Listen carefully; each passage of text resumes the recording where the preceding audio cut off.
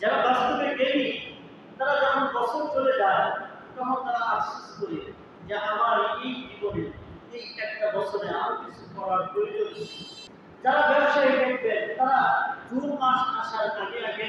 তারা কি করে ফেলে, সব হিসাব করে ফেলে পুরা বছরে তার কি পরিমাণ আয় হলো, কি পরিমাণ ব্যয় হলো, যদি আয় হয়ে থাকে কি পরিমাণ হলো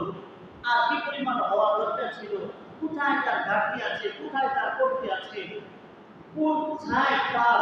দুর্বলতা আছে, এটা সে নির্ণয় করে সামনে বছর ওই ছায়গুলো কাটাইয়া ভালো কিছু করার চিন্তা ভাবনা করে, তাই না? কিন্তু আমার আমি একজন মুমিন হিসাবে আমার একটা বড় চিন্তা হলো কোনো কাজ করছি যে আমি আল্লাহর কাছে তো যাবো, আমার থেকে যে একটা বছর চলে গেল, সকাল দেখতেছে, সন্ধ্যা দেখতেছে, সকাল দেখতেছে, সন্ধ্যা দেখতেছে, মাস দেখতেছে, সপ্তাহ দেখতেছে, দেখতেছে, বছর চলে গেল, তাহলে আমি তো আল্লাহর কাজ করায় দাঁড়াবো, পূর্বের বছরে হিসাব তো আল্লাহ চাইবেন। মুস্তাদ আহমদ হাদিস কালকে আমাদের দিন আল্লাহ তাআলা প্রত্যেকটা বান্দার উপরে চারটা প্রশ্ন করবেন। বাবারা, আপনাদের একটা প্রশ্নই হবে আর কওলিহি ফিমা আফনা, তোমার আয়াতটা কোন কাজে ব্যয় করেছে। তোমাকে একটা আয়াত দিয়েছিলাম,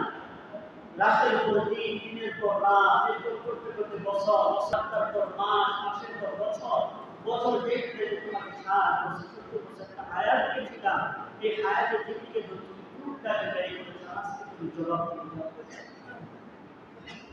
এই জবাবের চিন্তায় যারা আল্লাহকে ভয় পায় তখন একটা বছর চলে গেলে তাদের অনেক ভয় লাগে, কি করলাম, পুরো একটা বছর আমাদের থেকে চলে গেল, আমি কি করলাম, কি আমার মুক্তি রয়েছে, কোন আমলটা করতে পারি নাই, কোন গুনাহ কাজটা আমার থেকে হয়ে গিয়েছে, কোন নাফরমানিটা আমার থেকে হয়ে গিয়েছে, কেনই বা হলো, এটা তো হওয়ার দরকার ছিল না, আমি তো একজন মুসলমান হিসেবে আমার পক্ষে থেকে নাফরমানি প্রকাশ